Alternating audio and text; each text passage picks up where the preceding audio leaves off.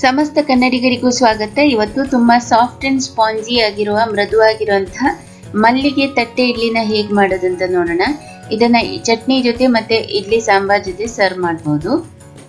ಇದಕ್ಕೆ ಮೊದಲು ಒಂದು 1/4 ಕಪ್ ಆಗುವಷ್ಟು ಉದ್ದಿನ ಬೇಳೆನ ಒಂದು ಪಾತ್ರೆಯಲ್ಲಿ ನೆನೆಸಿಡ್ತಾ ಇದ್ದೀನಿ. ಅದರ ಜೊತೆಗೇನೆ ಒಂದು ದೊಡ್ಡ ಚಮಚ ಮೆಂತೆ ಬೀಜನೂ ಕೂಡ ಹಾಕಿ ನೆನೆಸಿಡ್ತಾ ಇದ್ದೀನಿ. ಒಂದು 5 ಗಂಟೆಗಳ ಕಾಲ ನೆನೆಯಲಿ. ಹಾಗೆಯೇ ಇನ್ನೊಂದು ಪಾತ್ರೆಯಲ್ಲಿ ಅರ್ಧ ಕಪ್ ಆಗುವಷ್ಟು ದಪ್ಪ ಅವಲಕ್ಕಿನ ಅದನ್ನ ಒಂದ್ಸರಿ ವಾಶ್ ಮಾಡಿ ಆ ನೀರನ್ನ ಚೆಲ್ಲಿ ಮತ್ತೆ ಫ್ರೆಶ್ ನೀರನ್ನ ಹಾಕಿ ನೆನೆಸಿಟ್ಕೊಳ್ಬೇಕು. ಅವಲಕ್ಕಿ ನೆನೆಸುವಾಗ ನೆನೆಯಲಿಕ್ಕೆ ಎಷ್ಟು ನೀರು ಬೇಕೋ ಅಷ್ಟು ನೀರನ್ನ ಮಾತ್ರ ಹಾಕಿ ನೆನೆಸಿದ್ರೆ ಸಾಕು. ಇನ್ನೊಂದು ಪಾತ್ರೆಯಲ್ಲಿ 3 ಕಪ್ ಆಗುವಷ್ಟು ದೋಸೆ ಅಕ್ಕಿ ಅಥವಾ ರಾ ರೈಸ್ನ ಹಾಕಿ ಇದನ್ನು ಕೂಡ 5 ಗಂಟೆಗಳ ಕಾಲ ನೆನೆಸಿಟ್ಕೊಳ್ಬೇಕು. ಈ ಮೂರನ್ನು ಹೀಗೆ ಪ್ರತ್ಯೇಕವಾಗಿ 5 ಗಂಟೆಗಳ ಕಾಲ ನೆನೆಸಿದ ಮೇಲೆ ಅದನ್ನ ವಾಶ್ ಮಾಡಿ ನೀರನ್ನ ಬಸಿದು ಮೊದಲು ಅಕ್ಕಿ ಮತ್ತೆ ಅವಲಕ್ಕಿಯನ್ನ ರುಬ್ಕೊಳ್ಬೇಕು. ರುಬ್ಬುವಾಗ ಸ್ವಲ್ಪ ತರಿಯಾಗಿ ಇರಲಿ ಹಿಟ್ಟು. ಈಗ ಉದ್ದಿನ ಬೇಳೆ ಮತ್ತೆ ಮೆಂತೆ ಬೀಜನ ಕೂಡ ರುಬ್ಕೊಳ್ಬೇಕು. ಜೊತೆಗೆ ಎಷ್ಟು ಬೇಕೋ ಅಷ್ಟು ನೀರು ಹಾಕಿ ರುಬ್ಕೊಂಡು ಎಷ್ಟಾಗ್ತದೆ ಅಷ್ಟು ನುಣ್ಣಗೆ ರುಬ್ಕೊಂಡು ಈ ಬೇಳೆ ಹಿಟ್ಟನ್ನ ತೆಗೆದು ಅಕ್ಕಿ ಹಿಟ್ಟು ನಾವು ಆಲ್ರೆಡಿ ಮಾಡಿದ್ದೇವಲ್ಲ ಅದಕ್ಕೆ ಹಾಕಿಡ್ತಾ ಇದ್ದೀನಿ. ಈಗ ಇದನ್ನ ಚೆನ್ನಾಗಿ ಕಲಿಸ್ಕೊಳ್ಬೇಕು.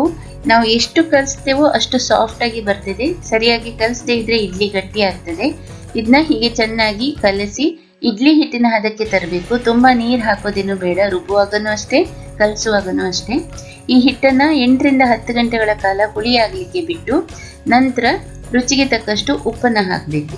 ಇದು ಚೆನ್ನಾಗಿ ಹುಳಿಯಾಗಿದೆ. ರುಚಿಗೆ ತಕ್ಕಷ್ಟು ಉಪ್ಪು ಹಾಕಿ ಮತ್ತೆ ಪುನಃ ಚೆನ್ನಾಗಿ ಕಲಿಸ್ಬೇಕು. ಕೆಲವರು ಈ ಇಡ್ಲಿನ ಮಾಡುವಾಗ ಮಲ್ಲಿಗೆ ಇಡ್ಲಿ ಅಥವಾ ಮಲ್ಲಿಗೆ ತಟ್ಟೆ ಇಡ್ಲಿ ಮಾಡುವಾಗ ಅನ್ನವನ್ನ ಕೂಡ ಹಾಕ್ತಾರೆ.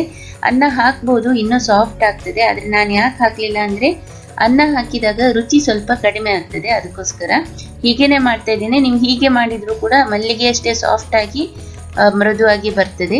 ಈ ಪ್ಲೇಟ್ ಇಡ್ಲಿ ಅಂದ್ರೆ ತಟ್ಟೆ ಇಡ್ಲಿ ಮಾಡುವ ಪ್ಲೇಟಿಗೆ ಇಡ್ಲಿ ಹಿಟ್ಟನ್ನ ಹಾಕಿದ್ದೇನೆ. 1/4 ಭಾಗ ಹಾಕಿದ್ರೆ ಸಾಕು, ಅದು ಉಬ್ತದೆ. ಇಡ್ಲಿ ಸ್ಟ್ಯಾಂಡ್ಗೆ ಹಾಕಿ ಇಟ್ಕೊಳ್ತಾ ಇದ್ದೇನೆ. ಇದನ್ನ ಇಡ್ಲಿ ಸ್ಟೀಮರ್ ಅಲ್ಲಿ ಹಾಕಿ ಒಂದು 15 ನಿಮಿಷ ದೊಡ್ಡ ಉರಿಯಲ್ಲಿ ಬೇಯಿಸ್ಕೊಳ್ಬೇಕು. ನೀವು ಬೇಕಿದ್ರೆ ಆ ಇಡ್ಲಿ ಪ್ಲೇಟಿಗೆ ಸ್ವಲ್ಪ ಎಣ್ಣೆ ಸವರ್ಕೊಂಡು ಆಮೇಲೆ ಹಿಟ್ಟನ್ನ ಹಾಕ್ಬೋದು. ನಾನು ಹಾಗೆ ಹಾಕಿದ್ದೇನೆ. ಹಾಗೆ ಹಾಕಿದ್ರೂ ಕೂಡ ಅದು ಇಡ್ಲಿ ಚೆನ್ನಾಗಿ ಎಬ್ಸ್ಲಿಕ್ಕೆ ಬರ್ತದೆ. ಸ್ವಲ್ಪ ತಣಿಲಿಕ್ಕೆ ಬಿಟ್ಟು ನಂತರ ಇದನ್ನ ತೆಗಿತಾ ಇದ್ದೇನೆ. ನಾನು ಇಡ್ಲಿ ಪ್ಲೇಟಿಗೆ ಎಣ್ಣೆ ಏನೋ ಸವರ್ಕೊಂಡಿರ್ಲಿಲ್ಲ, ಆದ್ರೂ ನೀಟಾಗಿ ತೆಗಿಲಿಕ್ಕೆ ಬಂದಿದೆ. ನಾನು ಅನ್ನ ಹಾಕ್ಲಿಲ್ಲ ರುಬ್ಬುವಾಗ, ಆದ್ರೂ ಕೂಡ ಎಷ್ಟು ಸಾಫ್ಟ್ ಆಗಿ ಅದು ಬಳಕ್ತಾ ಇದೆ ನಿಮ್ಗೆ ಗೊತ್ತಾಗ್ಬೋದು. ಸಾಫ್ಟ್ ಆಗಿ ಬಂದಿದೆ, ತುಂಬಾ ಮೃದುವಾಗಿ ಬಂದಿದೆ. ರುಚಿನೂ ಕೂಡ ಅಷ್ಟೇ ಚೆನ್ನಾಗಿತ್ತು. ಇಡ್ಲಿ ಸಾಂಬಾರ್ ಅಥವಾ ಚಟ್ನಿ ಜೊತೆ ಸರ್ವ್ ಮಾಡ್ಬೋದು. ನಾನ್ ವೆಜಿಟೇರಿಯನ್ಸ್ ಇಷ್ಟಪಡುವವರು ನಾನ್ ವೆಜ್ ಕರಿ ಜೊತೆ ಕೂಡ ಸರ್ವ್ ಮಾಡ್ತಾರೆ. ತುಂಬಾ ಸಾಫ್ಟ್ ಅಂಡ್ ಸ್ಪಾಂಜಿ ಆಗಿರುವಂತಹ ಮೃದುವಾಗಿರುವಂತಹ ಹೋಟೆಲ್ ಶೈಲಿಯ ಮಲ್ಲಿಗೆ ತಟ್ಟೆ ಇಡ್ಲಿ ಇವತ್ತು ಮಾಡಿ ತೋರಿಸಿದ್ದೇನೆ. ನಿಮ್ಗೆಲ್ಲ ಇಷ್ಟ ಆಗಿದೆ ಅಂತ ಭಾವಿಸ್ತೇನೆ.